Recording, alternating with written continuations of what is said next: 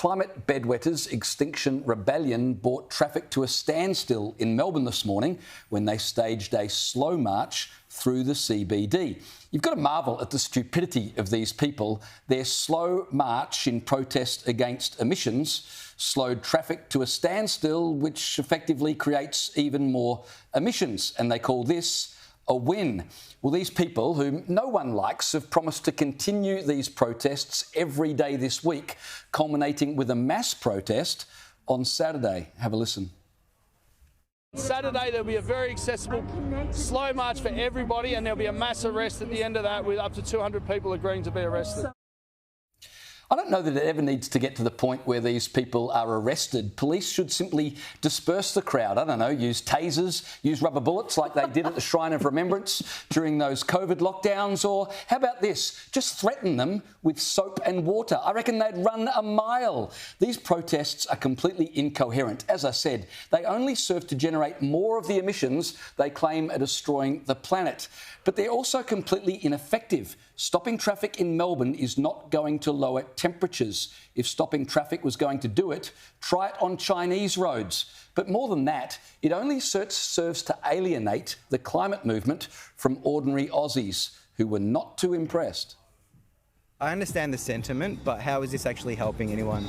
If anything, they're just disrupting traffic. Well, like every other motorist trying to get to work, trying to get my daughter to school, and it's just disgraceful and disgusting that these people think that they're going to get sympathy from the public by stopping people getting to work.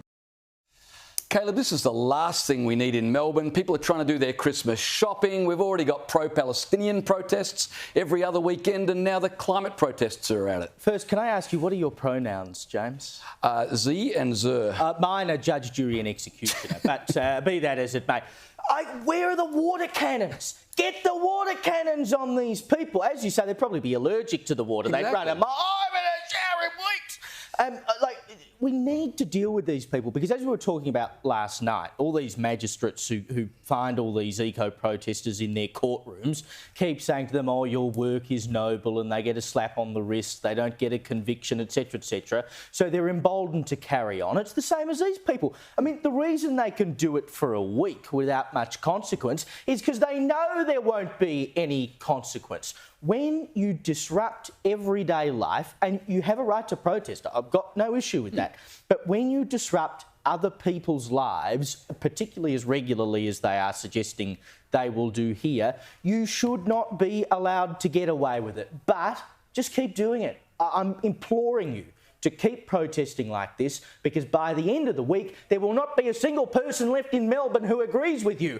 And that is a feat in Melbourne, I have to say. But you know that the government is never going to lay down the law here, because these zealots, or whatever you want to call them, are pushing the government's agenda. This is what the government, this is how passionate the government wishes we were all about this issue, because they're going to, already have, but are going to continue to require us to make sacrifice after eye-watering sacrifice. Right now it's opt-in. Don't you want an EV? Oh, look, there's subsidies and cool deals, and we're trying to convince you. But slowly and surely, each and every single one of these measures, just like our power prices right now, they're not opt-in. So these guys are championing, and I had to laugh today because the guy leading the charge, who we just heard from shortly there, he was quoting the UN General Secretary Guterres, being like, oh, you know, he said disruption is what's required to get change happening. And I'm like, you're quoting that guy?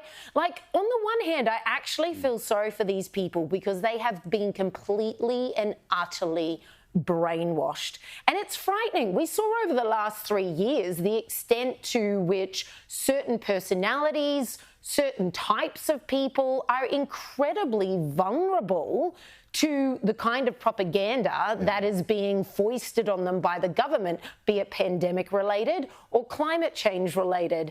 And that's what I see in most of these people. When we see pop voxes of them being stopped and talked to, you're like, you don't have a clue about what you're talking about, but you're jolly well frightened. It makes you wonder how much the public will put up with. I mean, for them to do it once, OK, but they're going to do it every single day this week, and then a mass protest on Saturday. Have a look at this motorist in Italy. He had a way of dealing with these protesters.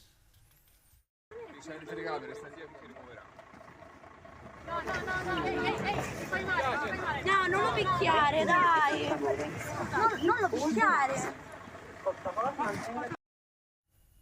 Now, no one was hurt in that incident, but Caleb, you've got to wonder if we're soon going to get to the point where someone is hurt, and you almost wouldn't blame whoever the perpetrator is, because people are just fed up with this nonsense. Someone's going to blow their lid and do something if the police don't. Of course, and there's plenty more where that came from. You can see examples out of the UK and all over Europe. I mean, Australians tend to be a bit more easygoing, so it's less likely to happen here than other parts of the world, maybe. But it will get to a point where they will it upon themselves, because it will, people will just be so fed up. All they're trying to do is go to work, feed their kids, take their kids to school. I mean, I still can't get over. Remember that woman in Adelaide, Mimi Thorne, who hung herself from the hung, not hanged, from the Morphett Street Bridge, which was just 100 metres down from the Royal Adelaide Hospital. Right. And so all these people who are going in for oncology appointments and all sorts of stuff, they can't go to hospital because some geriatric,